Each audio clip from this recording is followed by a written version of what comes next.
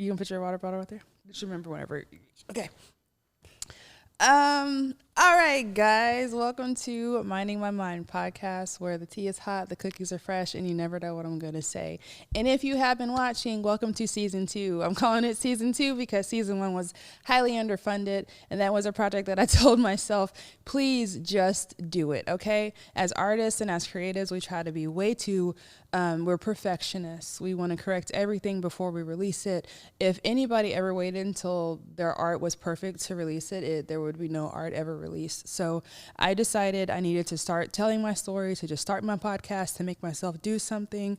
I did it. The audio was terrible. The visual might have been bad. I think I had dogs in the background for a couple of them, but I didn't care because it's what I needed to get out. I am so happy that I think I almost have 150 subscribers. It wasn't really about the subscribers. It was about talking and seeing if more than one person would listen to me, like my boyfriend. So I'm just kind of blown away that so many people have heard my story. And from that, I have been able to help other people tell their story, so much so that I have to respond to messages sometimes and say, I'm going to catch up on these. I'm trying to catch up with my life. But there are people who have real life stories, who have been hurt by some of the same ways that I've been hurt, who reach out to me because of my podcast. And from having a mental health advocate platform, it is not foreign to me, but the fact that that carried on to somewhere else where people are listening onto another platform has been kind of mind blowing. So that's where we are.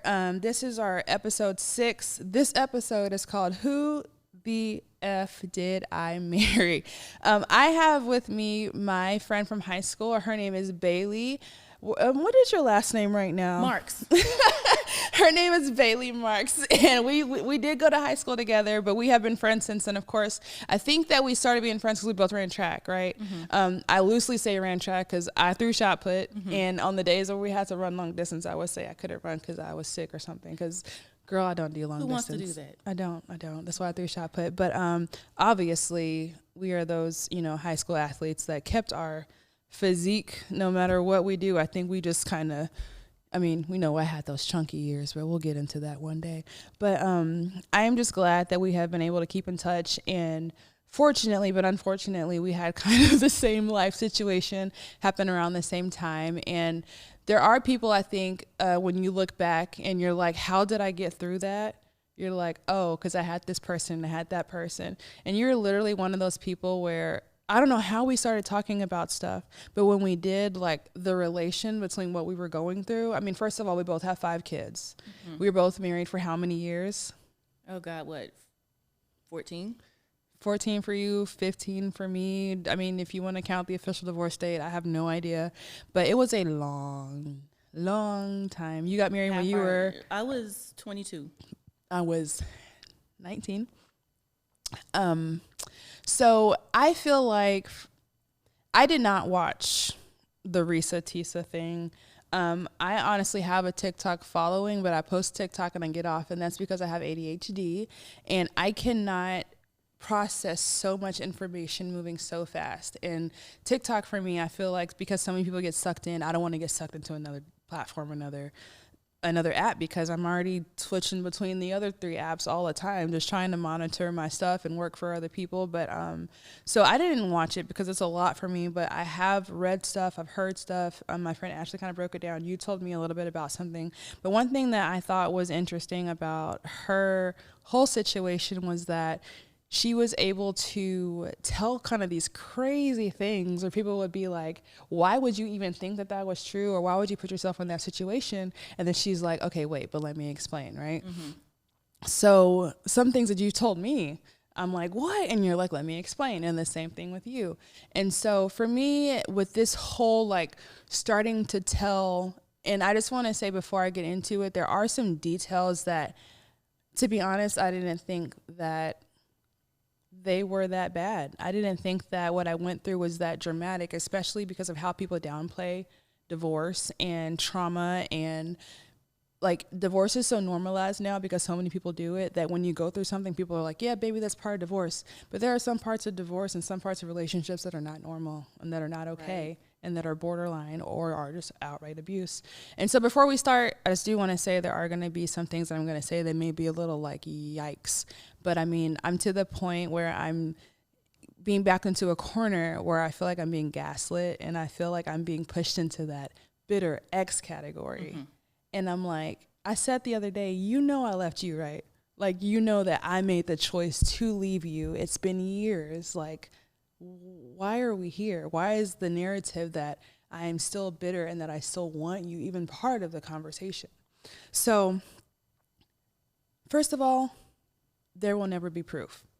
When somebody who is being confronted with trying to get them to hold accountability for telling a lie and they say, where's your proof? Where's your proof? Where's your proof?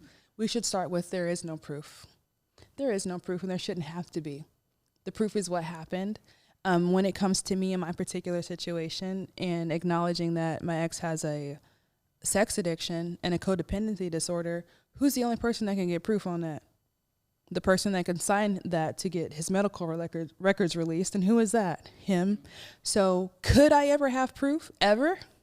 No. I could never possibly bring forward any kind of document that said Brendan Banks has a sex addiction and a codependency disorder. Now he could, if he chose to, he could go get his records. He could go to the counselor in Mansfield that he went to. He could go to the treatment retreat center that he went to after I left him, that the church sent him to get better, that diagnosed him with the codependency disorder. But he is now in a position to where he's denied it for so long that he believes it. So I don't have proof. I'm going to start by saying I don't have proof. My only proof is that I'm standing hard in the paint and saying I'm not going to make myself look stupid by continuing to say this. Because one, I haven't been around my ex since November. My number one feeling about him is and I wish that was a lie because it's low-key embarrassing. Because like you look back and you're like, I used to like that. You know what I'm saying? Like that used to. You touch me? I mean, all the time, too. We live together, my guy, you know? And you look at it now, and, like, one of the things about him being in a relationship now is that they want me to be jealous so bad. But I'm like, girl, if that's what you like, congratulations. I mean, and now it's like, well, the last time we went to Disney World, I thought it was funny because we went to eat, and the waitress was like, asked me if he was my dad. And I thought it was hilarious at the time. But now he's with somebody who's 10 years younger than him. And he literally looks like her dad. But when I was married to him, trying to be an obedient wife and to try to stay attracted to him, I'd look at him and be like, you look kind of old, man, but it's going to be something I'm going to have to get used to, I guess, because this isn't aging. Look the same since I was probably 11. So it's like there are so many aspects of me not being with him that make me happy because as a wife, I had to shove him down. It's like, okay, he's maybe unattractive to you, but like you made this commitment. And does the commitment say when the person gets unattractive that you get a divorce? No. Right. Does say when they cheat a bunch of times you can. But I want to ask you if you can tell me, like, I ran into a lady who, and it might, like, I don't know what people think of me, but I like don't like to listen to myself talk. I don't really like to look at myself. Like I'm a true artist to where like I know that I have these abilities, but like I still don't really like it. Like I don't even know if I could explain it, but something about me and myself personally and like when I do things like this is that I lost my train of thought. I'll be able to go edit. What was I just about to ask you? Oh, why you left. So I'm gonna start it. So I ran into this girl. We were out at a happy hour and she started off with, hey, I watch your podcast. And I was like, I was like, you do? And she was like, but I love it. And I was like, yeah, okay. And she's like, okay, here's the thing. She's like, what you're saying, so many people need to hear and so many people relate to. She's like, because would I just walk up to somebody and tell them that my ex held a knife up to my throat when I was 8 months pregnant? Oh my God. No. But do I feel like I could now or I have more of a voice because I've seen you speak up in your story? Yes. And so we went on to have this conversation about some of these things that we would probably never talk about to anybody else unless we felt comfortable. And that's kind of what like podcasts are, where when you feel like you're in this comfortable space where you're listening to these people talk and you relate to them because you're like, oh my God, I've been through that. And that's why people find their niches of what they listen to. Mine is specifically tailored towards mental health advocacy and trying to relate everything back to psychology so we understand it. What she told me that night was that it takes 3 instances for you to recognize that something is not right, whether that be like abuse or like, oh my God, I don't want this, or that's not okay. Was that the case for you? Like when you decided you were done, had it been 3 times? Was it more than 3 times? Or like, what was your deciding? Honey, way more than 3 over the course. Let's see, we met in 2007. Mm-hmm. And I think it was my final straw of, okay, I have to leave. You need to make a plan. It was 2022, actually, because I just had my last baby. And something that, even through all the kids that I've had, something that I never knew was postpartum lasts the first 12 months. I always thought it was just those first couple of weeks, months, after you have the baby. My doctor told me, no, you're vulnerable for the first year. So my ex was working night shift, and, I'm a stay-at-home mom. So it's around the clock, 24/7, being with the kids.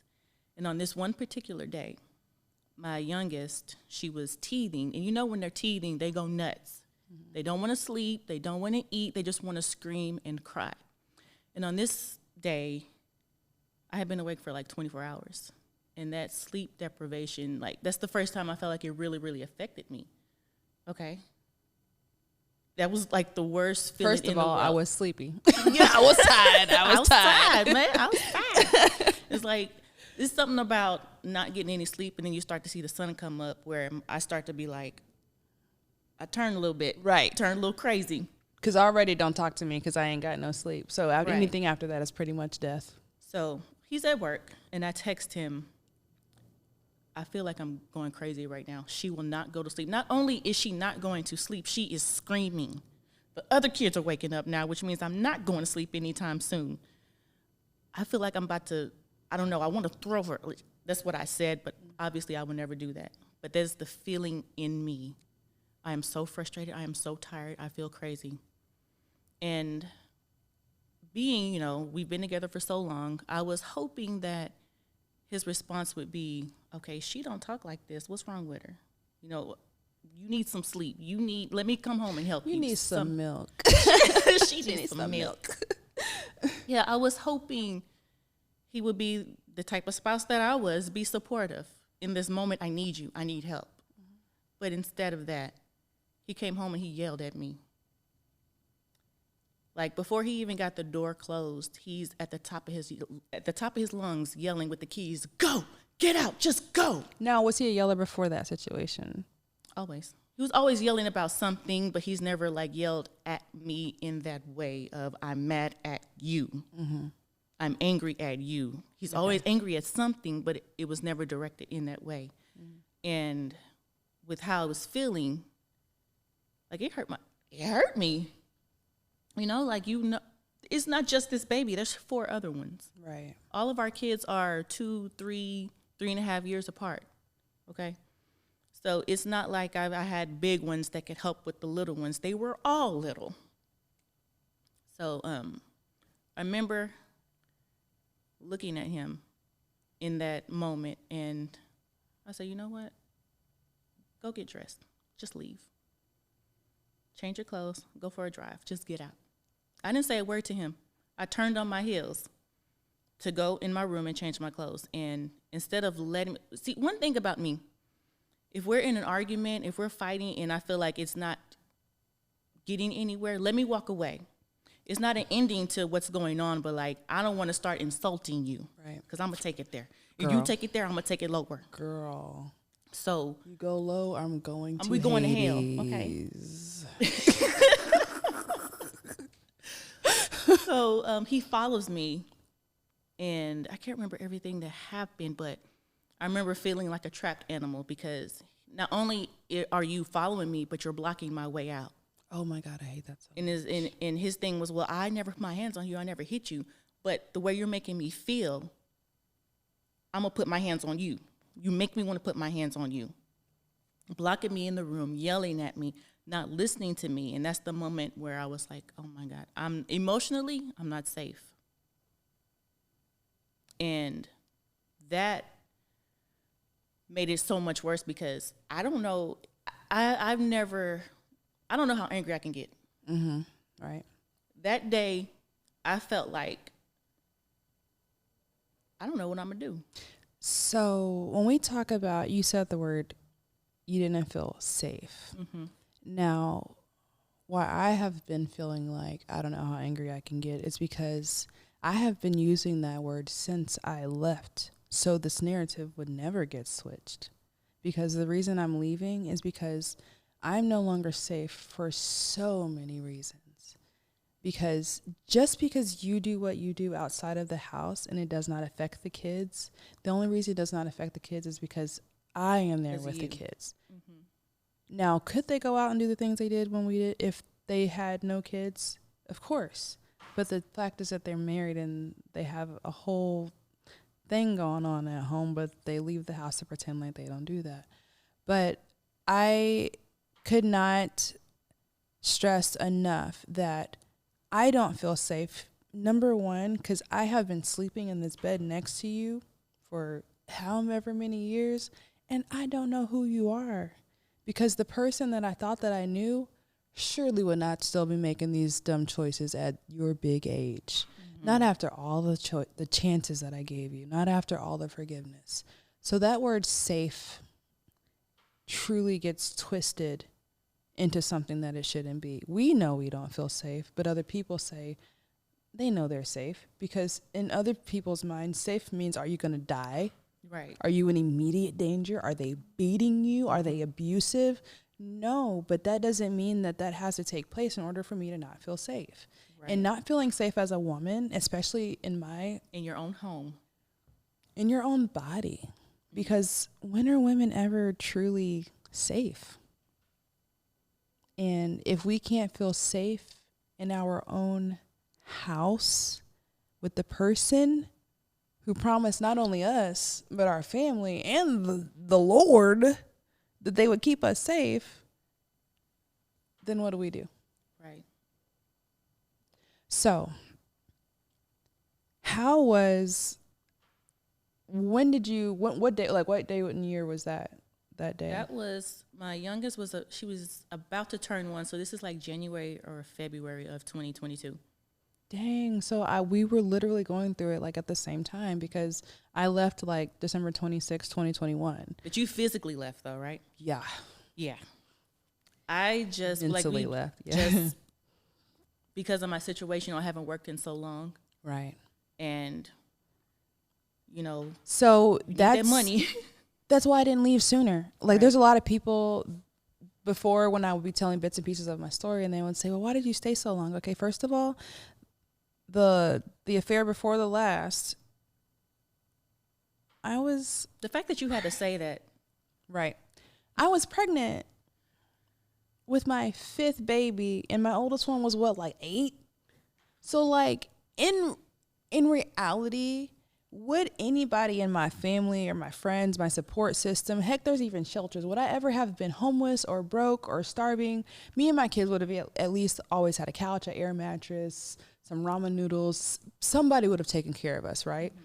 But in my mind, I didn't want to be a burden to somebody. Right. And because we had this image, right, for so long, it's like, now I got to explain to everybody even why I need a couch to sleep on. Well, what do you mean? Right. Like, what's going on? Because it's so embarrassing. The fact that I sat through this for so long.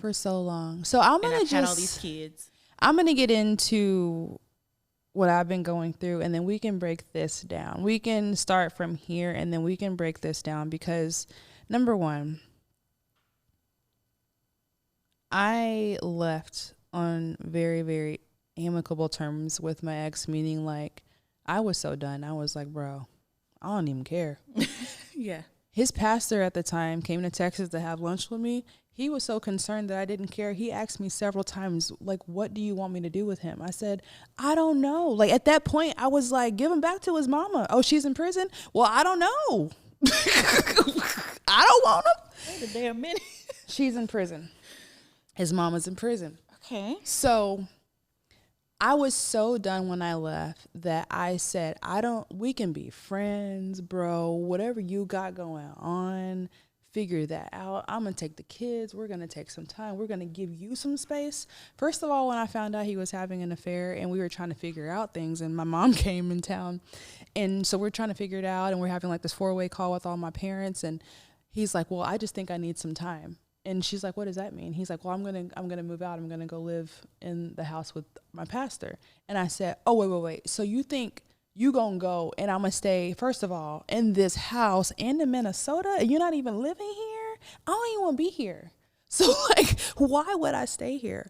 So when I made the decision to leave, I literally was just like, we can be friends. Like, we have been to therapy.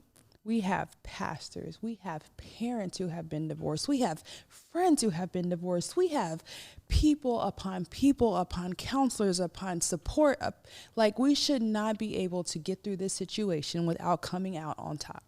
We have already talked about what would happen if we got a divorce, how we would co-parent, how we would bring people, like, because we had been through so much counseling, you know what I mean? Like, when your life is psychology and you're learning all of this stuff and you're trying to be better humans and you're raising kids, you just end up having these types of conversations. Well, God forbid we ever get a divorce, but like, we would definitely try to be healthy co-parents for our kids, right?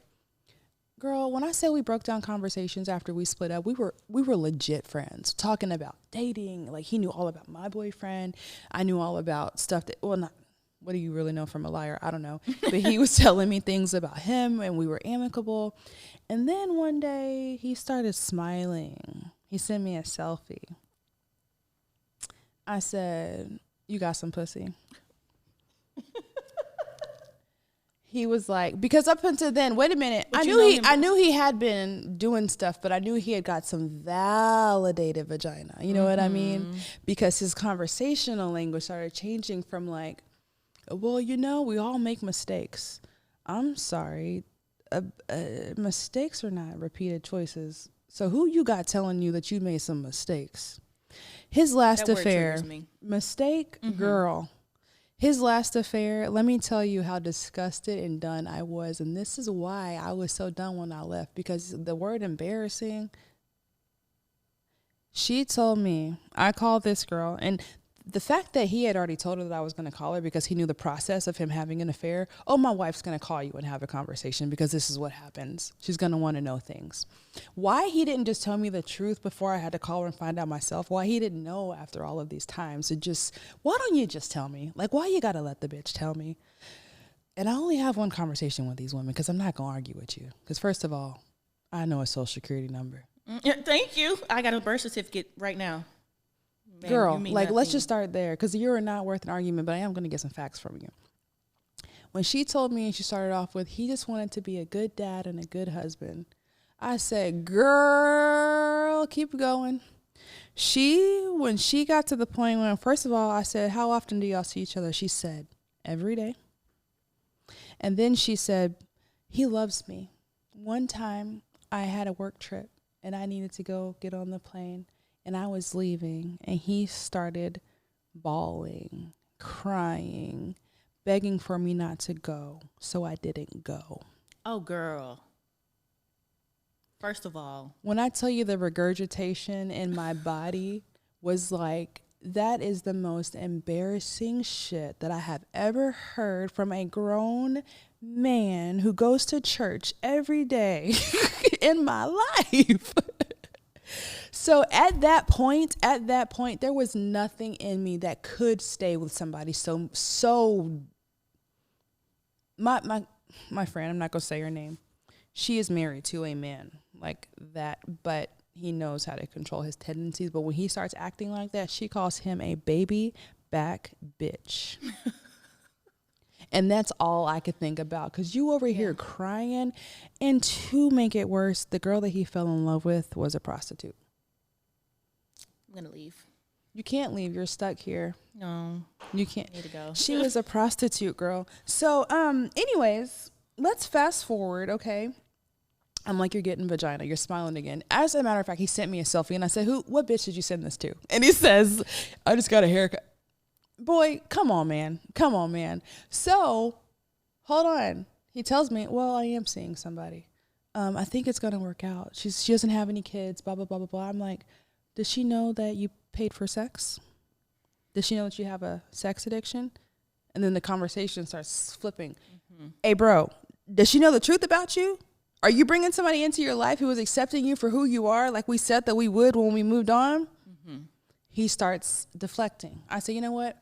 Let's go ahead and set up a session with our marriage therapist, because we were still going to therapy to kind of navigate this co-parenting, splitting up thing. We go to marriage therapy, and girl, I'm going to read you this list. So we're talking, and first of all, when we got back on marriage therapy, after his affair, when we had our first appointment after we were going to tell her what happened, we got on and we just, it's in this video. And I said, tell Portia, tell her what's going on. Shit. You just said the bitch name. Okay. I got on the thing. I said, tell her what happened. And he's like, I cheated. And she goes, what? And then she's like, why? Right? Because here's something nobody knows. I gave him permission to sleep with whoever he wanted, whenever he wanted, however he wanted. Did I say wherever? Did I say whenever, however, whoever? Mm-hmm. Just not a man. Mm-hmm. Just let me know. He lied about it. He kept her a secret. After he was already seeing someone, he lied about who he was. I thought he was seeing someone. He was seeing 2 other people, but he only told me about one, but the other one he was in love with. Okay. Let's just, that's all. So when we get on therapy, she starts, she understands, okay, y'all are separating, blah, blah, blah. And then I said, yeah. And then his addiction, she goes, wait. Now we're talking addiction. And I said, oh, there's things you haven't heard about, baby, because marriage therapy has always gotten pushed back to me. We've talked about some of his issues, but because I made one mistake in our marriage, we started therapy, and I had to suffer through a winter full of looking out the window in Minnesota, correcting myself, while Brendan Banks had a camera in my room that I had to have on for 24 hours a day. And if I covered it, he would call me and say, why is the camera covered up? He also always had my location. And for an undocumented amount of months, because I can't remember, I hadn't turned in my cell phone because I got an upgrade, and AT&T just said turn it in by a certain day, whatever. He had my old phone in every social media account, reading every single text I send out in real time, every email, every phone call, every FaceTime call. He had like FBI access to me. Meanwhile, he was seeing somebody every single day. Every single day.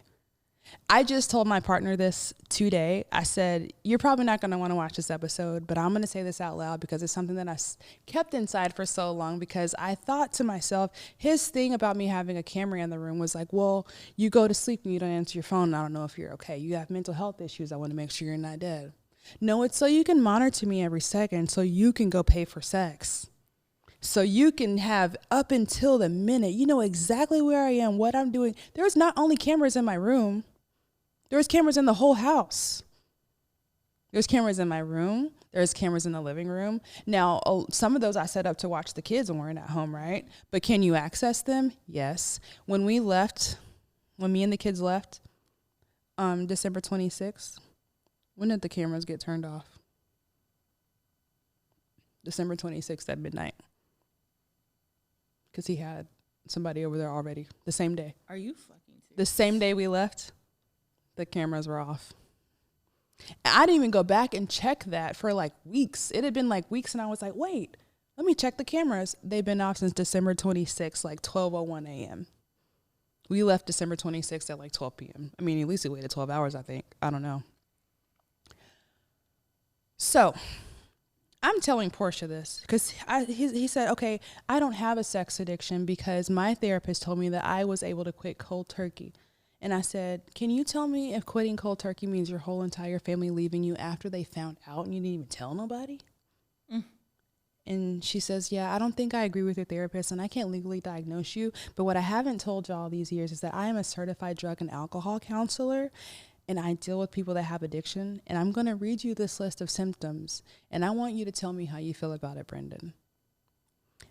And I'm going to remind nobody, because nobody knows this, I'm going to tell y'all that me and my therapist looked at that dude in his face 3 separate times. And she even said it, because one time he said, I was living a lie. And she said, I'm going to stop you right there. Because we asked you 3 separate times, if this is what you wanted. If you wanted to be married, if this is a lifestyle you wanted to be living, and if this is what you wanted. And you had an out 3 separate times in a safe space. And you chose to not take it. Happily, this is what I want. Yes, of course. I want to work on it, blah, blah, blah. Except for I have issues about everything. Mm-hmm. And obviously you guys are seeing that this is not working for me, but I'm still going to tell you that this is what I want, right? So she says, intrusive and repetitive thoughts or desires, difficulty reducing or stopping behaviors, engaging in fantasies, urges, or behaviors as a means of escaping or coping with challenging emotions or stressful situations, multiple sexual partners, anxiety, depression, guilt and shame, continued engagement in behaviors without regard for harm to self or others, preoccupation with or spending excessive amounts of time thinking about or having sexual encounters. Now, other indications that you need to seek medical help include the behavior puts you at risk of harming yourself or someone else. The behavior creates problems with your work life, or personal relationships. You try to hide the behavior from the people around you, and the behavior is getting more extreme over time.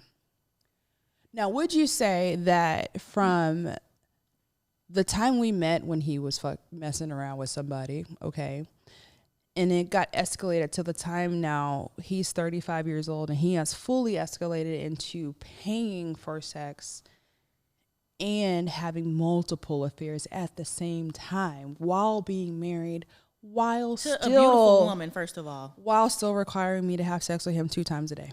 Oh my God. Every day. Oh my God.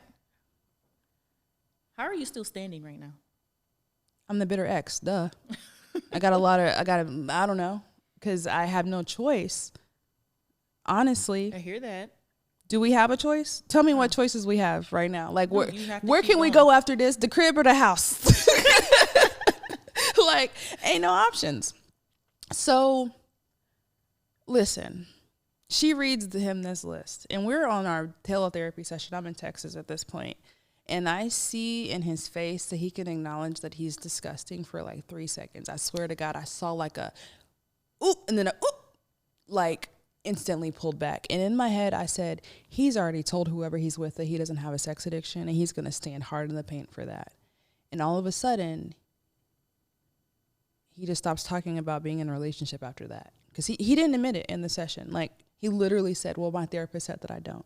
And she said, I can't diagnose you. I gave you that for your own deduction. You can do with it what you will. But so I don't agree with your therapist. He goes to the treatment thing.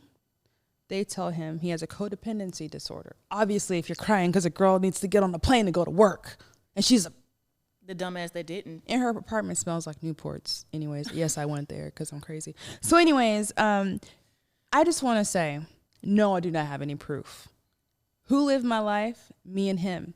Who's going to validate this? Only me. Mm-hmm. How am I still standing? Because I don't have a choice. But also I'm still standing, and I get painted as the bitter ex. I get painted as, we had a conversation the other night. So I know this is my podcast, but also if you feel like you relate to something, please interject. I'm telling this so we can get into it. I feel like I talk so much, but obviously this is a talk show. You have a lot to say because you've been through so much.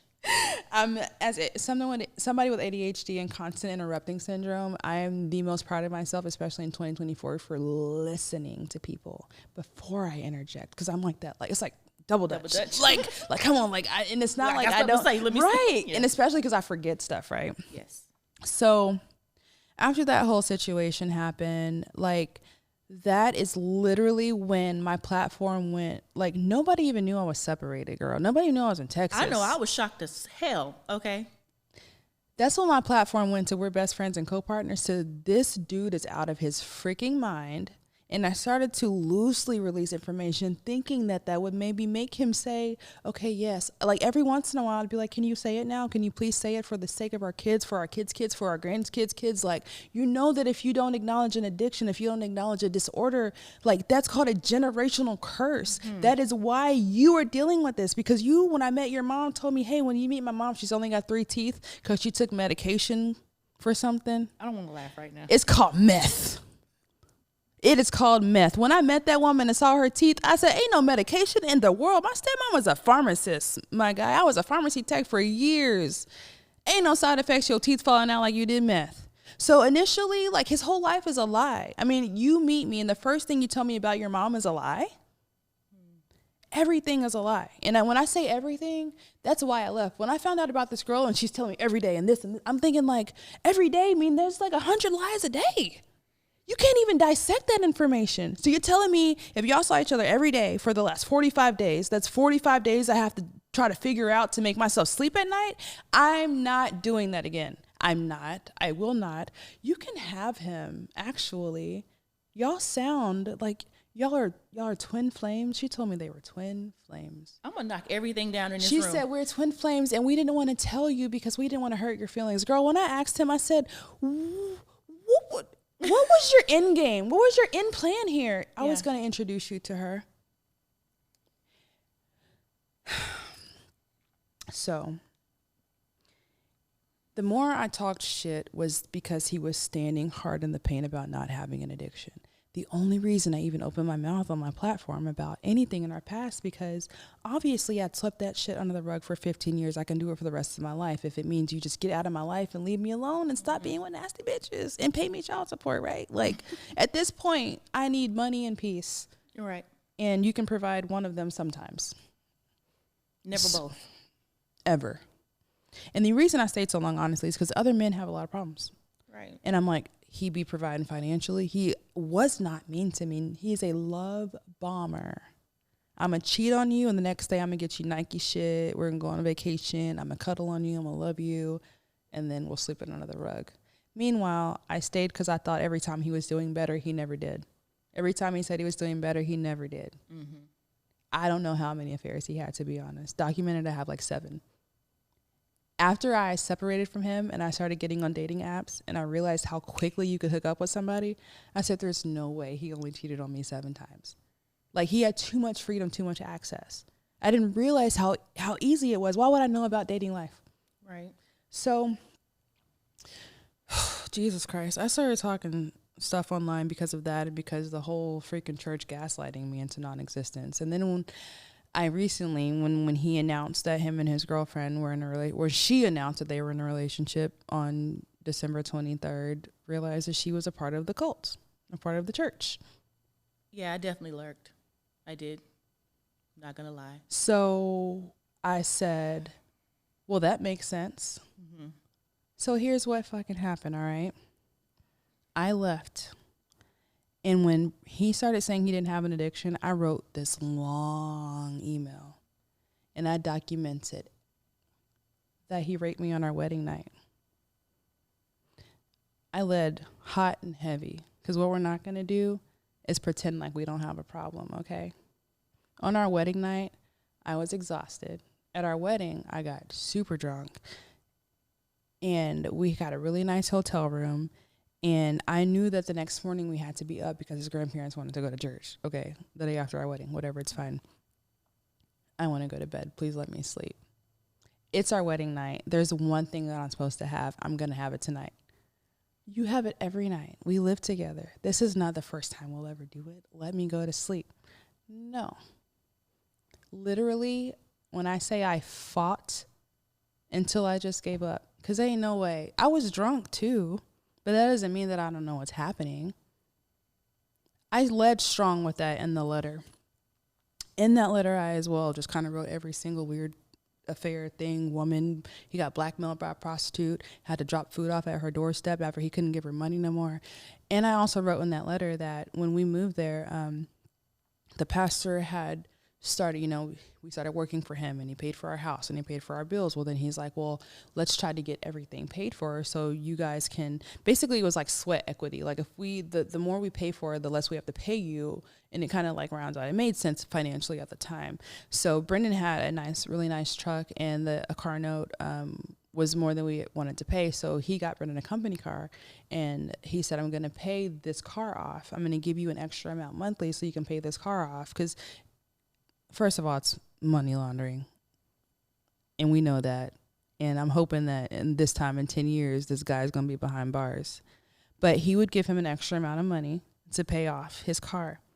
Well, let me tell you, when I was pulling our credit reports last year, when I saw that truck was still on his credit as repossessed, he was using over $700 a month to pay for sex.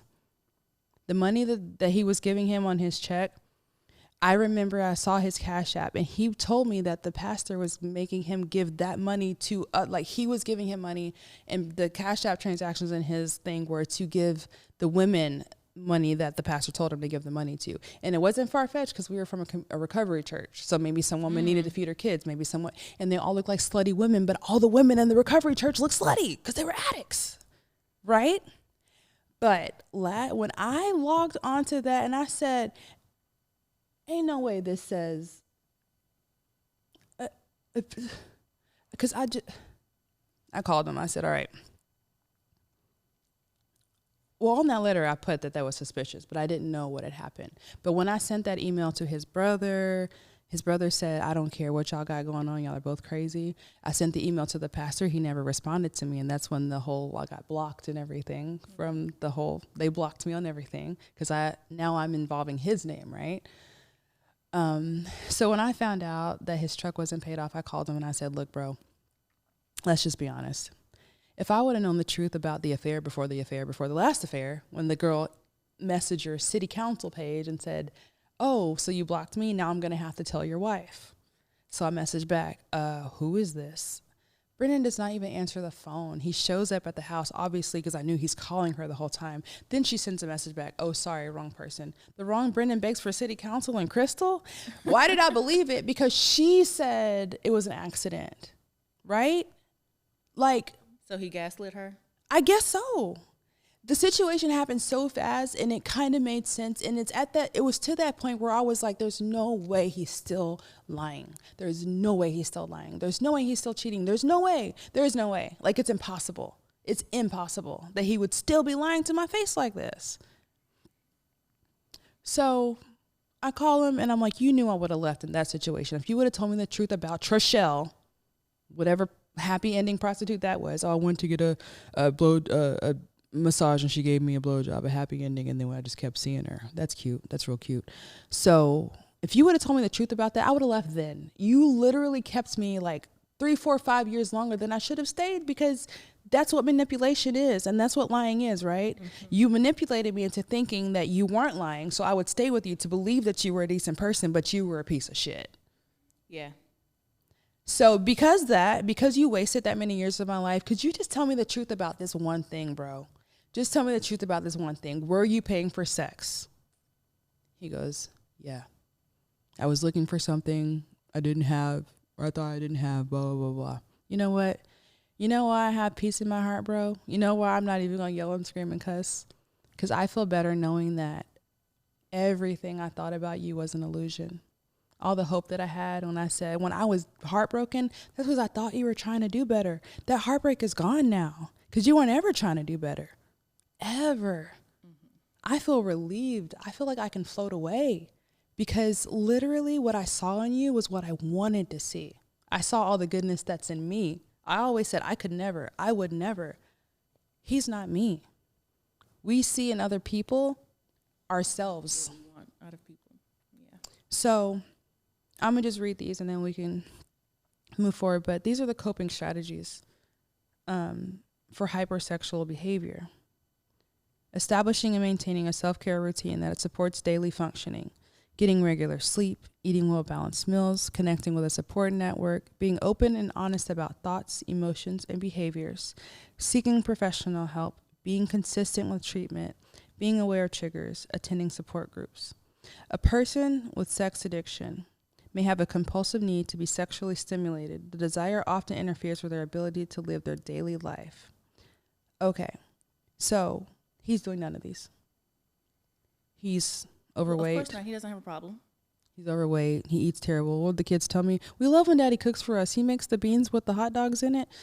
Oh, yeah, gourmet meals over there. We're eating sushi from scratch over here, but whatever. He's doing nothing. He's not even, I told my partner before I left tonight, could you imagine if my kids witnessed all of this throughout the course of them being alive, knowing I've been medically treated for my brain, knowing that I take, maybe even take away medication, knowing that I have episodes, and then they're like, Mom, what's wrong with you? Nothing, I'm fine.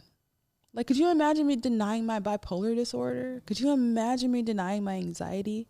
Like, I can't imagine denying 2 whole mental diagnoses.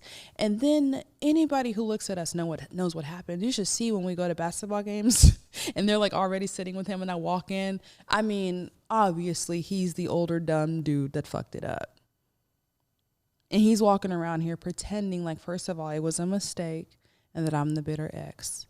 And the reason why I'm pissed is because the 2 boundaries that he crossed about taking the kids to church. The kids already met the girl this summer. They went and had Applebee's with her. The current girl? The current girlfriend. They had 2 things that he couldn't do. I saw this joke today that said, why did the narcissist cross the road? Because he thought it was a boundary. If there is a boundary, he will break it. Absolutely. So here is the position that I'm in. He has now gotten, I'm going to call her raggedy because I gave her the benefit of the doubt before, but I've talked to her now and she's raggedy. Because when you start discrediting a mom's feelings of safety for her children, you're raggedy. Yeah. Especially if you don't have kids. And when you don't have kids, you're double raggedy. He's been lying to her. Obviously, when they had dinner with her, she thought, my man's taking me to dinner with his kids. Did she know that I cared? Did she care that I cared? I don't know if she ever knows about anything that goes on with any agreement that him and I make. But baby, no. He be sneaking you around, and for what reason? I asked the kids, when you went and had dinner with her, did she hurt you? No. Did somebody get hit on the head with a bottle? No. Did the place get shot up? No. Was she mean to you? No. So why do you think your dad lied to me about that? I don't know. Do you see why I get irritated? Yeah. He lied then. We made another boundary after Christmas, after I found out don't bring her around my kids without telling me, or I need to meet her first, right? That's all I need to do. Have a conversation with her, meet her.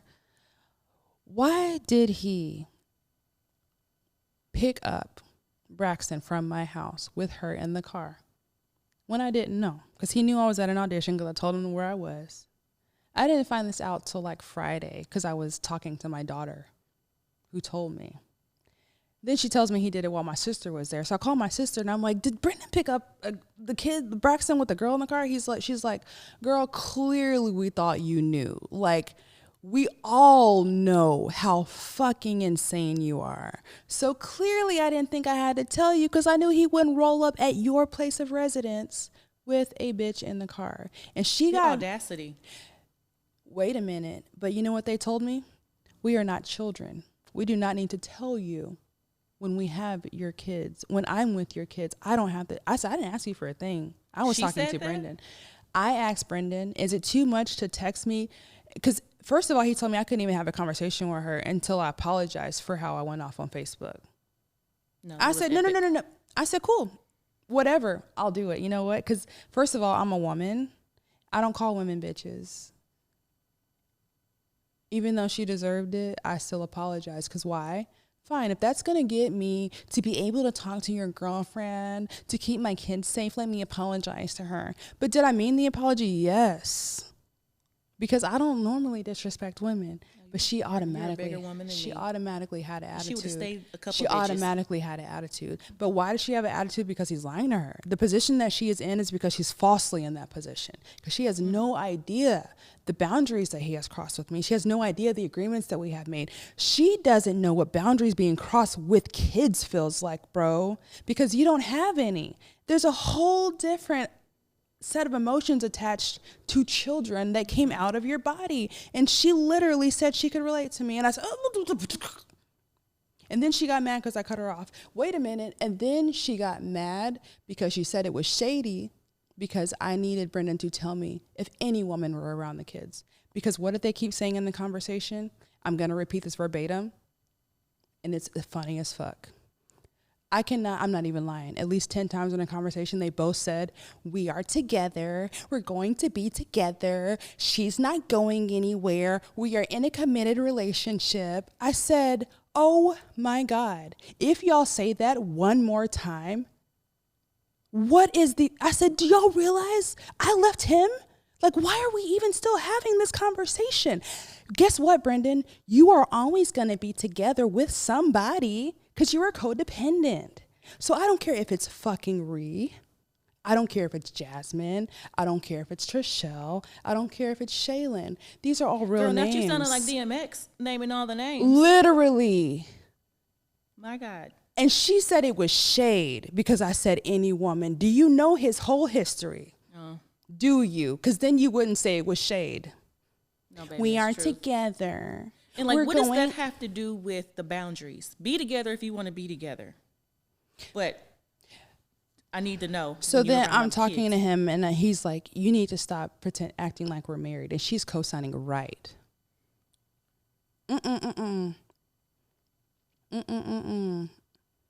Do you know my neighbor the next day came outside and she said, you're a better woman than me.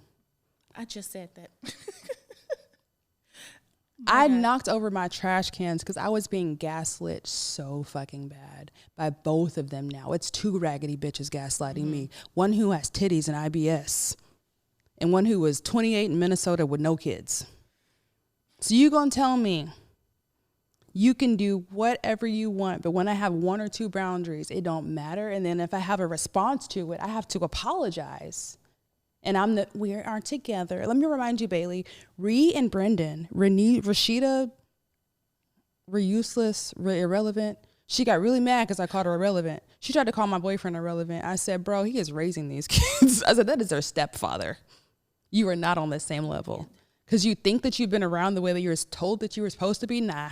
And she said, I wasn't a secret. And my boyfriend said, we didn't know about you. You might not have been a secret. And Crystal meant a fucking soda into his 3 family members that barely give a shit about him.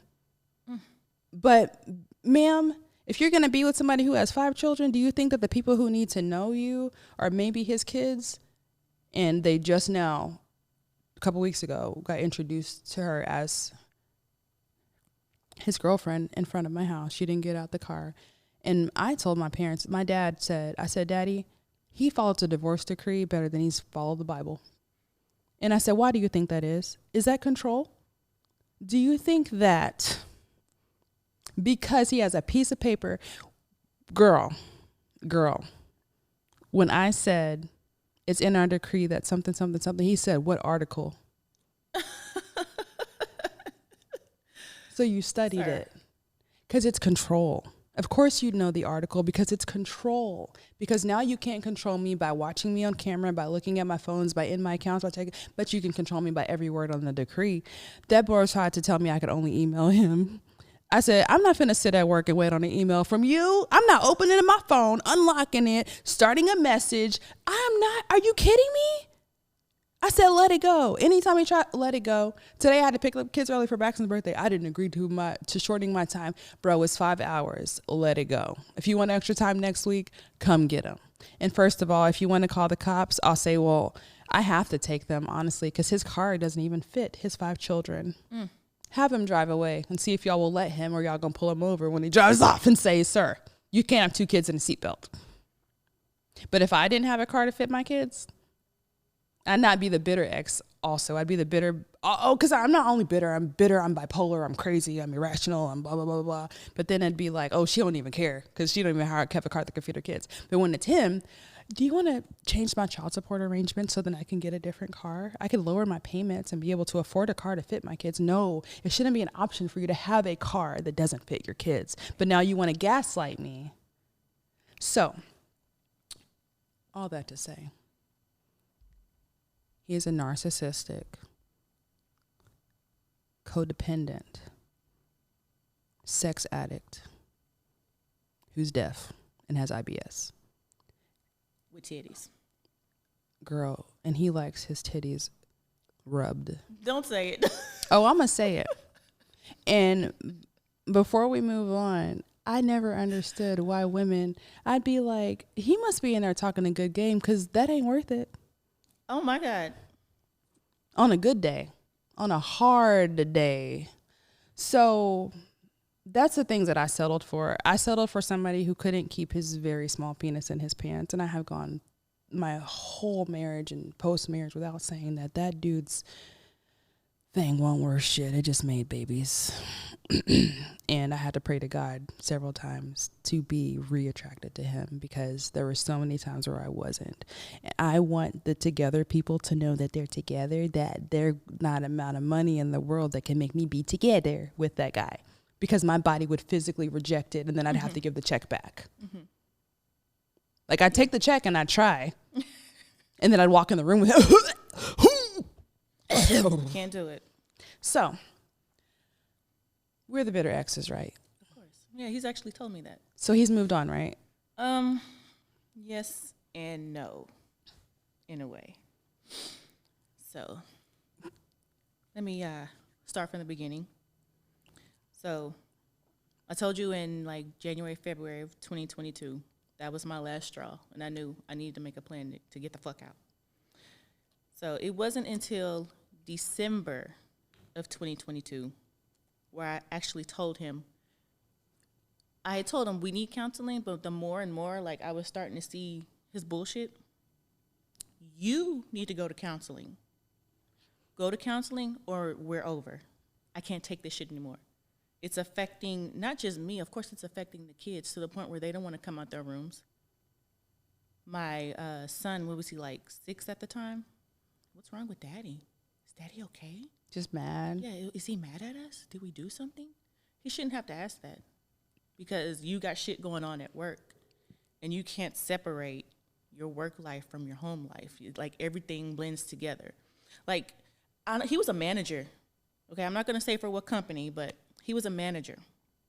You've got employees under you, and they see you frustrated, punching walls and shit at work. Oh, God. What kind of shit? Who wants to go to work and see that shit from the person that you report to? I just literally stepped away from a job because I told her, girl, you started anxiety, and then you go to more anxious and more anxious. You need to be aware of how people feel that around you. Yeah. So, like, fuck, like, everybody goes through shit, but you got to reel it in. Go sit in the room for a minute and calm the fuck down. So anyway, December, I told him, yeah, this is it. I can't do it anymore. And it wasn't because of, a certain situation happened. I didn't want him to fucking touch me anymore. Because no matter what's going on, as long as he's getting sex, nothing's really, that big of a deal. So that was I can't feel the way I feel. My kids are feeling the way they feel, but you're good because you get what you want at the end of the day. Mm-hmm. So I don't know if he didn't believe me or not, but it took some months for it to finally click. No. I think I had to physically tell, no, don't touch me. No, it's not happening. I don't want you like that. If I have to, I don't know if I have to, not, what's the word I'm looking for? Reject. Like use it as a weapon. Yeah. In a way. Mm-hmm. It's not even that I'm trying to do that. I'm legit disgusted. I don't want you to touch me because all of these years, I couldn't say no. Because then it's going to cause issues in the house because you've got a fucking attitude. Let me just say, this is another one of those things, girl. This is not made up. This is real life. talk about why would somebody want to make this up? If you want to call me a liar, please, because this is embarrassing. It's so embarrassing. My ex made a rule that I never agreed to. In his own head, he made up an assumption that when I wore underwear to bed, that I did not want to have sex. You're telling me for my whole life, I put underwear on after I shower out of habit because I'm a woman and that's what we do. But if I forgot to not wear underwear to bed, the hell that I would pay through, I guess oh my God, yes. Yeah, just trying to get attention. Or like, shut the fuck up. I started getting to that where I wasn't attracted to him either towards the last of our marriage. And I would tell him, like, I'm sleepy, wake me up in the morning. And I would just hope that he'd be running late for work. And then he'd wake up and touch me. And I'd be like, oh, I got a headache. I'm tired. Oh, speaking of headaches. So I used to get really, like, excruciating migraines. To the point where, like, lights, like this light would be killing me. Yeah. Like, I would feel numb from the side of my head, down my neck, all the way down to my fingertips would be tingling and numb. Wow. That bad. There was a time where he came home from work, working the night shift. He was getting home at like 10, 11 sometimes a.m. And I'm still in bed because I can't get up. I've got my oldest, hey, come in here. If anybody needs anything, come in here if it's an emergency. But for the most part, give them snacks, put on something, chill. No, he comes in with some food, some Raisin Canes, and I can barely open my eyes to talk to him. And he's like, well, I guess you don't want to eat then. I texted you already that I have the worst migraine. I need help. Can you come home and help me watch the kids? No. He gives me an attitude. I had to, with one eye squinted through, I think it was DoorDash or something, have some Excedrin delivered to my house because he would not help me. So the next time I got one of these same migraines, he ordered the Excedrin, and I was so surprised. And I was like, why? You never do that. Why would you do that? I look in the bag, and there's not just Excedrin. There's a pack of condoms. I knew it. I knew it. And immediately I was like, oh, that's why. The craziest thing about being so naively in love with somebody and making yourself want them so bad, and then getting to the point where you're like disgusted. Dang, did I ever even want this? You know what? I think once 2023, once it finally hit him that it's over, and I started having, I'll say, conversations with other people, because we're separated. Go do what you want to do. I think I told him, do what you want to do. I don't care. I almost was going to hook him up with somebody else. Child, I was recruiting girlfriends. Don't even get me started. I had a ex-coworker who would always tell me, girl, your husband fine as hell. And I would just look at her. I'm trying to look for her on Facebook. Hey, girl, he's available. You want him still? Get him out of here. Anyway, I think it was when I started talking to someone else, just conversation. But the feeling of, gosh, I don't think I was ever really attracted to him like that. Like in the beginning, he was just so nice. He wasn't like a immature teenage boy, because I was 18. I was still 18 when I met him. Same. He had just turned 20. We were 18 and 21. Yeah, so it was like he was different, and he didn't make me feel uncomfortable. So I got addicted to that and felt so attached, along with the low self-esteem, doubting myself all the time. But once I let that go, it was like, what have I been doing? Like, I really wasted all of this time. Okay, so I have a question for you. Are you like me, you're going to forget where you were? Yes, it's okay. I forgot I was going to ask you, so keep going. I actually forgot my damn point anyway, but. Ego. Oh. Do you feel like, on both sides, I feel like my ego kept me in my marriage too long. So here's what I have to say. And honestly, I don't even think. Ego and family. Yes. I don't think his current partner will ever watch this, because when you're so manipulated, and then her ego is huge right now, because you know why? Oh, honey, I saw the pictures. Who does that?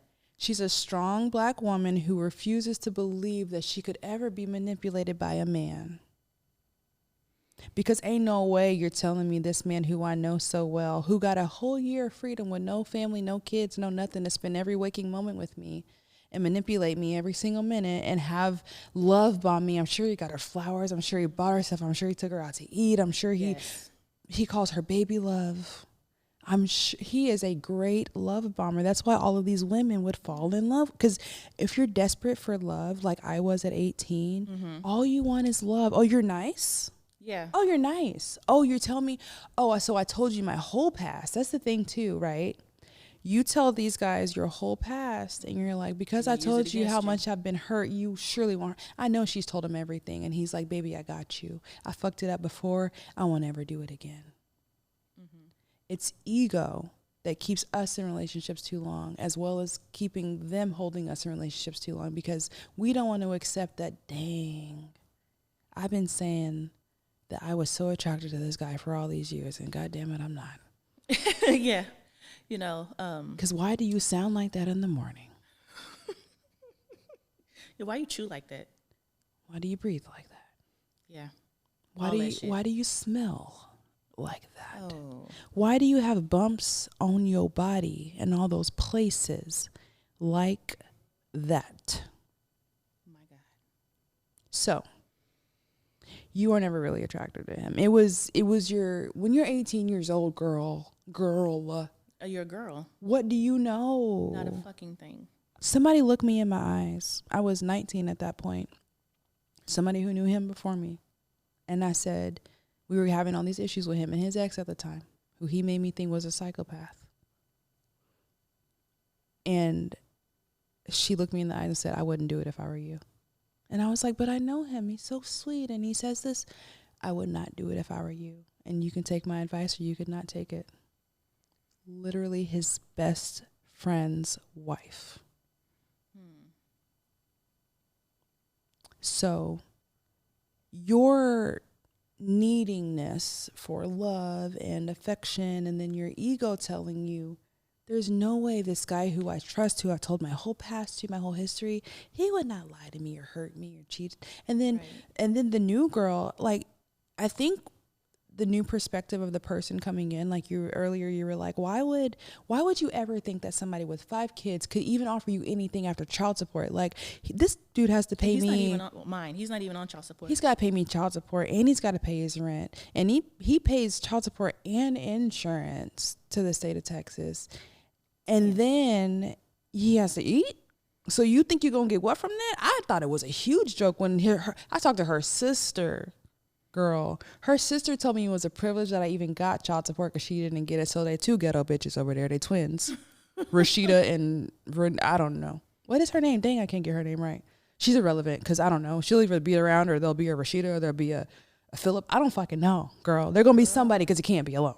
Is all I'm saying. They're together, though. But can I remind you that they're together? Because they are together. Like, she's not going anywhere. They are together. I just want to remind you, because I had to hear it 16 times. Okay. Anyways, there's something so hard about just admitting that, like, maybe I chose the wrong person. Maybe I did fall for it. Maybe in this world where we see all these sorry ass niggas, maybe he's not one.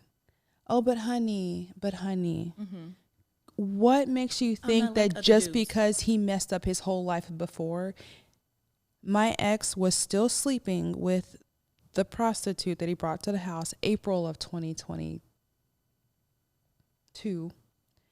He met that girl like October 2022. What time did he have to change?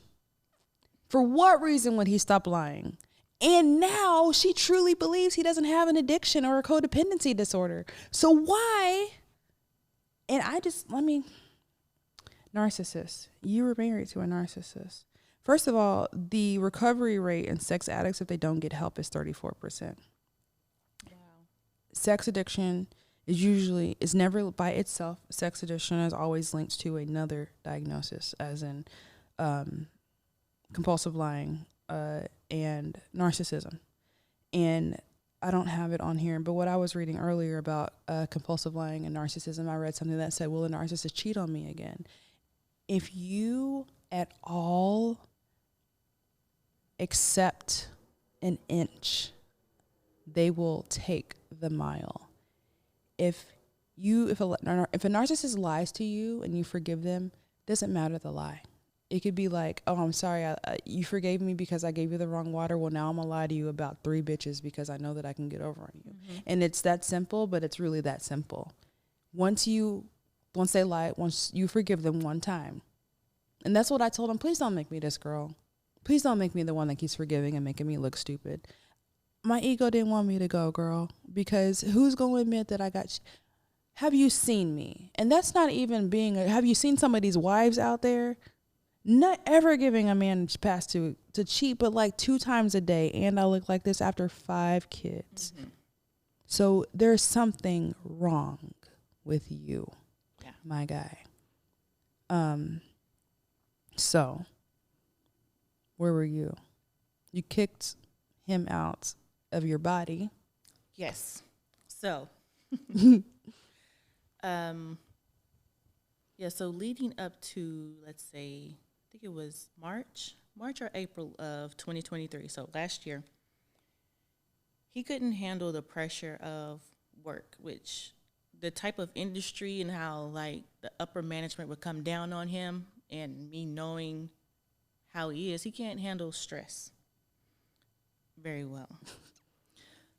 So he decides, I'm going to quit my job. Well, first of all, issues going on at home. I told you he's bringing stuff from work to home and from home to work. Somebody went to management and said that he was harassing them. And me knowing how he is, I'm like, not sexual harassment, but like he wouldn't give me the full story, and I didn't want to push because I didn't want to make everything worse for me and the kids at home. Lost my train of thought. So somebody, he was being harassed. He was harassing somebody at work. He harassed somebody at work. He got put on like leave for like 2 weeks, still with pay, so that they had to investigate, what happened. They found out it wasn't really anything. And they called him to come back to work. They wanted him to come back, but he just couldn't be a manager. So me hearing that, I'm like, okay, you said some shit to somebody. You said some shit. I know you did, because the way he makes me feel, like I feel harassed. Like just kind of pushing for answers about something that's minuscule. Right. Getting in my face. It's like his thing is like, I never hit you. I never put my hands on you, but you're in my space. And you're making me uncomfortable. If I have to put my hand up, move the fuck away from me, because I'm going to start getting aggressive. I'm going to get aggressive, okay? I'm going to push you to get you away from me. It's like a self-preservation defense mechanism. Yeah, defense mechanism. Yeah. Because I don't know what the hell you going to do. Anyway, so they called him back because they wanted him. I will never take that from him. He is good at whatever he is doing. He's just horrible at home. So he was like, you know what? I'm not going back. No backup plan. No part-time job. We're just living off our tax returns at the moment. And then he took out a loan for his, his IRA, his retirement fund. Mm-hmm. So we were living off of that for a little bit. And then he goes to go do like Uber Eats, and he started a lawn care business, cutting lawns for $15 a pop. Ain't no way both of our exes are doing Uber, girl. Are you for real? Girl, he doing Uber, and he's an apartment maintenance manager, a.k.a. fucking all the tenants. A janitor, but yeah, probably. No, because he is together with somebody, girl. They're together. Together. She's not going anywhere. Is she here or is she in Minnesota? She's in Minnesota. And the reason why she has to keep saying that is because he is being controlled by another woman. Are you surprised? First of all, I never controlled him, because if I could have controlled him, do you think I would have had him out here in the streets sleeping with prostitutes? Ain't no way you can tell me I can control you. But okay, anyways, this guy says I have no backup plan. We're just gonna live off of these things. So, and he's I've like, got 5 kids. I was fucking embarrassed because now he's going around to my, like when we go to family functions with my family, because we hadn't, up until December, like this past December, we hadn't talked to his family in like 6 years. Mm-hmm. So when we go to my family functions, which wasn't very often because I was still so embarrassed by things that he has done in the past. I overhear him telling my aunt, oh yeah, I'm doing Uber Eats, you know, doing this, you know, you can make money anytime. You can just, anytime of the day, I can just go make some money. Sir. Child. Baby. Boy. We have 5 kids. 5 of them. We have, our rent is $1,650, and that's cheap. That's cheap. That's cheap as hell. Mine just went up $200. Yeah. Mine's good right now, but $1,650 is cheap. It and is. You're barely making it doing that. Why would you do that? Why did I run into somebody in town? You know, Mansfield Small, we run into everybody. And one of my friends tells me, yeah, your ex told me that his credit's messed up because of the divorce. First of all, why would you even tell somebody that? Second of all, girl, his credit's messed up because he paid for sex. Like, come on, bro. I knew for a fact, and I felt bad because, like, the thing is, like, as much as you want to wish bad upon people, you can't really wish bad upon the father of your children when they finance your life. Affect you. Right? Like, I need you to help finance these kids, right? Mm-hmm. I wanted him to get hired back with the Arlington Police Department, girl. I wanted him to for that check, for those bonus checks. Because the more he makes, the more I get. We know this about child support. It's not a flex. It's the state of Texas, right? 40% of his pay is coming to me and the kids. 40%, okay? I wanted him to get that job. But when he called me and he had no humility, I'm going to get the job because it's basically now a formality because the person interviewing me was my this and my that and blah, blah, blah. And I know this person, I know that person. I hung up. I said, he ain't getting that job because he's still not humble. He's still not humble. You cannot keep going throughout your life and not take accountability or be humble for anything. Did he get the job? No. Where is he working now? Just told you. When he comes over, girl, and he's wearing a Carhartt shirt and them ugly worker shoes and them jeans, like, his beard is now graying. He's got gray on the sides. He's got eagle's feet because the crows done been landed. She said eagles. Thank God I don't have to be close enough to smell his breath no more, because that was something that he used to get mad about. Like, he really would get irritated about it, but I'd be like, please go brush your teeth. Like, are you okay? Like, do you have something decaying in the back of your mouth? I used to buy him gum because I'd be like, please don't be going to talk to people and your breath smelling like this. But when you're sleeping next to it, I'm sorry, I'm not going to be nice about And then you that. snore and The goddamn that type of snoring, the snow. Oh, God, dear God. And anyway, so... No, Uber Eats is not a flex. At all. It's not. So, like, that embarrassed me even more. But, like, let's fast forward to December when I finally met with his mom. And we're having a conversation of what the fuck happened. And she said, well, he told me you told him to quit. I sat up in my chair and I said, why would I think I might have said to her, why the fuck? We have 5 kids. I don't work. I've been looking for a job since last year. I haven't worked in almost 10 years. Why would I tell him to quit his job? And the thing about it, he would try to, like, manipulate me when he wanted to call in. When he didn't want to go, oh, I'm tired. You know, it's a physical job. You know, they got me doing this and I'm tired. This hurts, that hurts. And, you know, they're always yelling and I just can't take the environment. And I'm just listening to him knowing he wants me to tell him to stay home. And I'm not going to do it. Maybe no. But if I tell him, no, you need to go to work, after what I just told you, how I feel, and you're going to tell me to go to work? Nigga.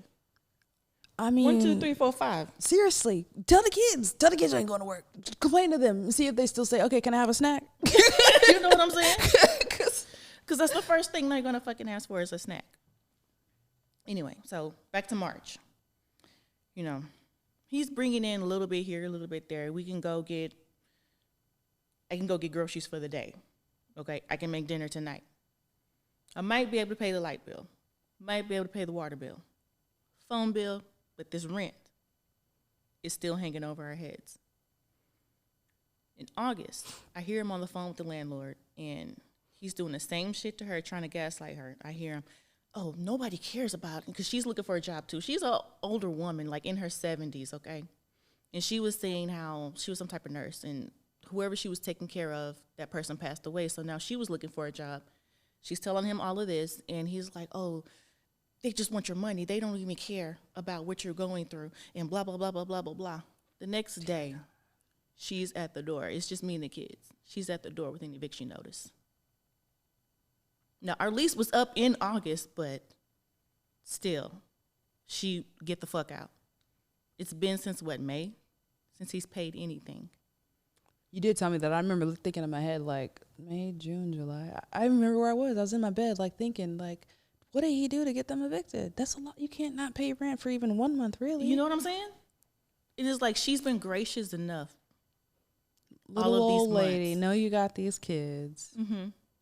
Now I think she that's only probably has the one to, reason why she like let us stay for that long is because she knew we had 5 kids. She only has to evict you because she has to pay the she got to bills. pay the rent. Yeah, she's got to pay the mortgage. May, June, July, and that's what she would always say. It's a long ass time. It's a whole season. Okay, it's a long ass time to not pay your rent, and not to take the like accountability for it.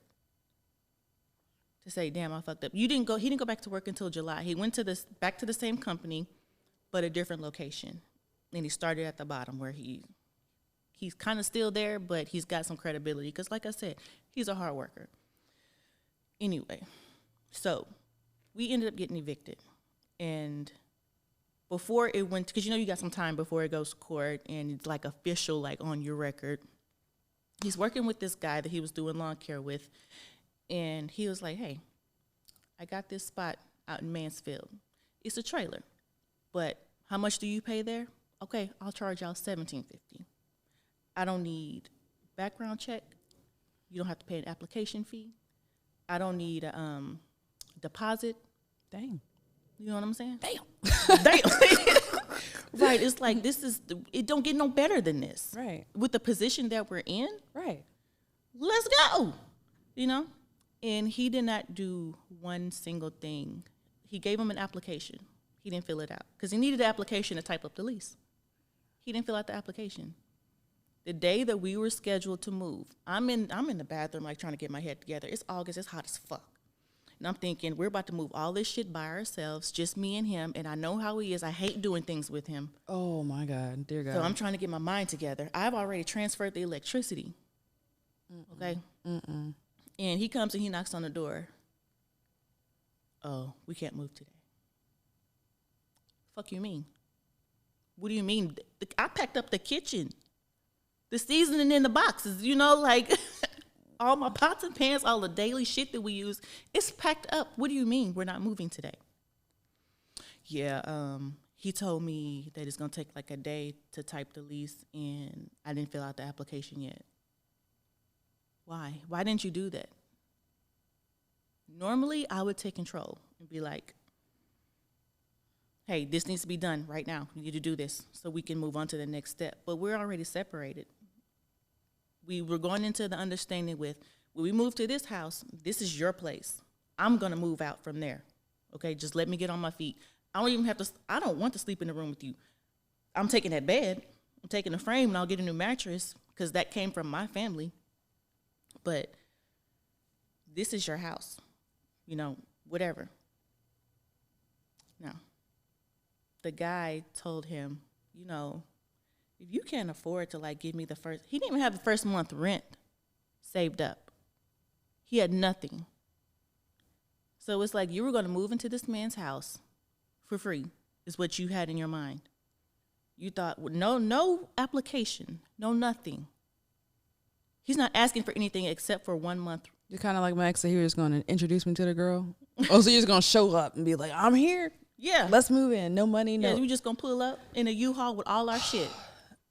So, do you ever have a revelation? Like, I hit my stride as a single mom, to be honest. The hardest part was not having enough money and enough sleep. Mm-hmm. But we were already doing 99.9% of everything on our own. Like, people now, they're like, oh, my God, you do so much. How do you do it? I did it married. Yeah. That dude went to work and talk about working overnight. The height of his affairs, his favorite affair time was when he worked overnights, because he would stay up at night to keep his same schedule. What was he doing all night when he was at home? Fucking bitches. Or on the couch texting girls or messaging them or leaving, or like I was asleep, like I was breastfeeding and tired. You know what I mean? Like tired from the kids. The levels of our anger, when we talk about having this anger, it's because we both stayed at home. Granted, it was a privilege and we knew it. And I always knew it. I knew it was a privilege and it was a season. Because I knew I'd go back to work. But I knew that daycare was not what it was. Right. Financially and just overall. So when you think about the sacrifices that you made for all of those years, and then you think about how, okay, well, I left so we could, you know, figure this out and do our own thing, but then you still get thrown under the bus and you still get shit on and you still get made out to be the bitter ex, and you're like, okay, so at what point, like, and then for me, girl, the time when he took the kids out to eat with his girlfriend, his together, I took the kids to see him, and I told him that I would not bring them unless we had those two boundaries agreed upon, which is why he lied to me so I could bring them. I took them to him. I was single momming with 5 kids, commuting over 3 to 4 hours a day for years, a year and a half, 2 years while he was together and I still get gaslit. And he still talks about how much money I spent. But when I took them for that summer, and then like when they came back, I was like, hey, what about child support? He's like, oh, I spent all my money on the kids. Oh, are kids expensive? Do they cost money when you feed them? You know what I'm saying? saying? Do you got to clothe them? Do you got to bathe them? Costs money, my guy. Like, you just found that out? It is so unfair. The levels of unfairness and the levels of, like, even my mom, and she doesn't mean it in any other way besides she's over 50 and she's lived enough life and been wronged by enough people to know that some things just have to not matter because so many people do so many bad things that why waste your time thinking about that? Right. So a lot of the times when we're going through stuff and we're like, he did this and he did that and I found out this, they say, all right, we'll just move past it, because they had to, because they got fucked over. Yeah. Because they tried to kick a fit and they realized nobody was going to listen, or somebody was going to say, baby, you're talented and you're beautiful and your kids are amazing, but don't post your business on Facebook. But okay, listen, I was going through a bipolar fit. Okay, take more meds. Okay, but he abused me. Okay, you know, sometimes we get abused and we have to figure out a way to work through that. Do you know what Together Girl's twin sister told me? You sound hurt. Heal, sis. Since when do you get to go through a divorce and not be hurt? Right. Since when are you supposed to be healed when the father of your kids keeps putting you in these bullshit situations for no reason because he keeps lying? So you don't realize that, like, I'm upset because this is unnecessary, right?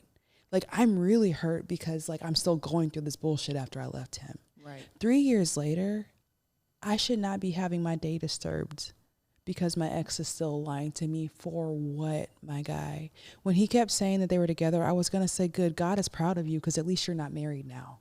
You should be telling God that you're together. How about that? Because I don't care.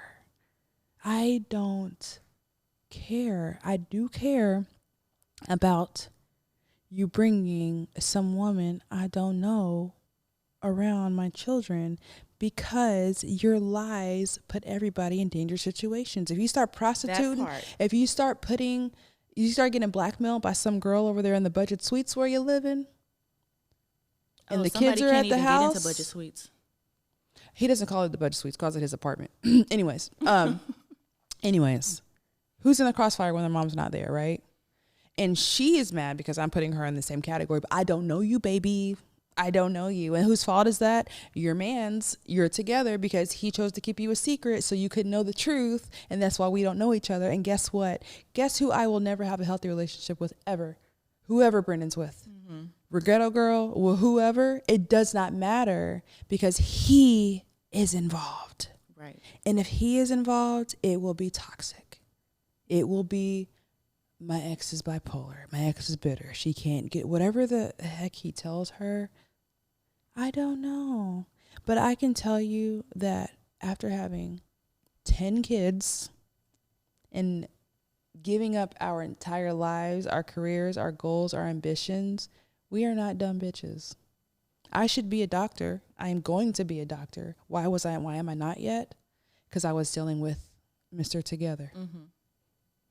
His girlfriend's in school right now. I love that for her, that she was able to be with him and be mentally well enough to keep up with her curriculum. I had to drop out of school several times because I found out about bitches. Mm-hmm. How can you be spiraling and turn in your astrology homework? You can't. You can't even see because your eyes are crossed because you're like, what is even happening? Not the fourth time. Come on, my guy. My mom even one time on the phone, we were on three-way, and she was like, are you an idiot? This is when I was pregnant with Braxton, like affair number 3. She said, are you an idiot? So we can finish this up with, we need some kind of validation for women who protect themselves by leaving or protect themselves by standing up for themselves.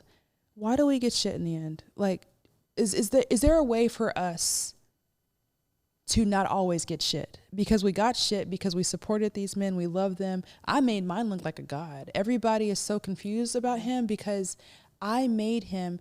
I was happy. It was not fake. It was not fake. Why was I happy? Because I had my kids to keep me entertained. And I thought that this great man of God had a problem that he was addressing. So why would I be upset about a choice that I made to forgive someone? And I thought, he's got a problem, poor baby. His mom did this and his dad did this and his grandparents are this stuff. And this and that and this and that. So of course I'm going to forgive him. Why would I be unhappy if he's being nice to me, but then these fucking bitches I don't know about? Mm-hmm. There's no reason for me to be faking that. That was never fake. I was trying to get him to see, this is who you can be. This is who you are when you're not doing that. But he was never this. He loved to let me portray him as that. And what is he the most mad about now? The only thing he has in his repertoire about me, period, is that I trash him online. Is it trash or is it the truth? It's trashy ass truth. It's your fault that it sounds like trashing because it's that terrible. It's just the truth. I didn't call him outside of his name until that December shit because that was just dumb.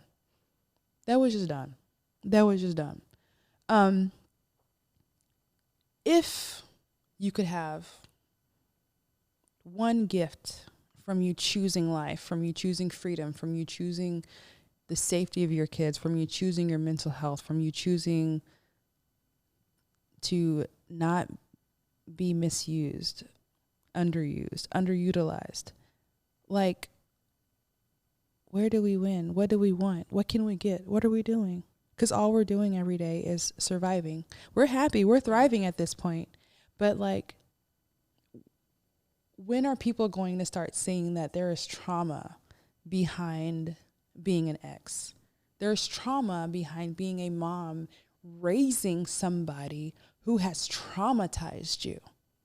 But we're supposed to be the bigger person. Mm-hmm. Put your head down and work, get over it. What if that's not working? And we're here talking about still getting shit. Almost 3 years. I had to fix my makeup before I left because my partner is so in tune with my emotions that he makes me look him in the eyes when he apologizes. And he apologizes for anything that he sees that he may have done wrong. And the only thing that he even did wrong this time was like, I was like slightly sad about, he hurt my feelings because what is it that I've been really sensitive about, like, because throughout my life people have made like jokes, but they've been insults, like, oh, you're a model, stuff like that. So he does that sometimes jokingly, but he's a funny guy, like he's a fun person. But sometimes those, when I'm hormonal about to start my period, I'm like, don't joke, it's not funny. So he made a joke in the car because I was like distracted. And but when we got home, he was like, no, he's like, look at me. He's like, I need to pay better attention. I need to be more aware. Like, I really did not mean to make that a joke. I didn't realize you were distracted. Like, and in my head, I'm like, dear God, thank you for apologizing. But then I'm like, I've never felt this kind of true, like, compassion and love and accountability. Like, he apologizes for tiny things. And this guy my ex won't even acknowledge that he has an addiction that has fucked up people's lives. Do you know how many women I could have sitting on this couch to be telling similar stories about him while we were married? I am not the only woman who is traumatized. The girl Jasmine that he was with before the last one fled the state of Minnesota when he told her that he didn't want to be with her, when he lied to say he didn't want to be with her the first time. She left, broke her lease, left eyelashes and Newports. Whole apartment gone. Why did I know that? Because he turned his location off and I knew where he was. He was there crying because she was gone. In conclusion, Bailey, I'm proud of you. I'm proud of us. I'm still standing because who gonna stand? Right. I refuse to be a victim to that bullshit. Yeah, I went through it, and going through it, you don't really see it for what it is. It's like the lenses are foggy. Oh yeah. And then it's like one day you're just like, man, what the fuck? What the actual fuck? Like, to this day, there are situations where I look back and I'm like, girl. Now you should have known. Mm-hmm. But no, because it's called manipulation. Mm-hmm. We would have known and we should have known if somebody wasn't telling us otherwise. Like, it's lies or manipulation, because you can't tell somebody something and they're making a decision based off of a false truth. You couldn't have known because you thought that you knew. And also being naive, because why, what are you lying to me for? Like, why? If I'm being, maybe that's just something in me where I'm always trying to be as genuine as possible with people. So I'm going to assume, like, but what are you lying for? So I will read you this about narcissism, and you can tell me if your ex checks off these lists. Oh, I'm 100% sure he can. So this is this is the part that got me. What is narcissism? At this point, it is important to make sure readers understand the true nature of narcissism. Typically, narcissistic people are thought of as self-centered, entitled, and grandiose, which suggests that they have an overinflated sense of self-worth. That is actually not the case. In fact, from a clinical standpoint, the opposite is true, meaning narcissists actually have chronically low self-esteem. Essentially, narcissistic, self-centered, and grandiose behavior is a defense mechanism used to cope with deeply rooted feelings of shame, inadequacy, and unworthiness. So even though many narcissists are successful in their careers and elsewhere in their lives, beneath the surface, they are both fragile and insecure. People think that narcissists are just the most confident people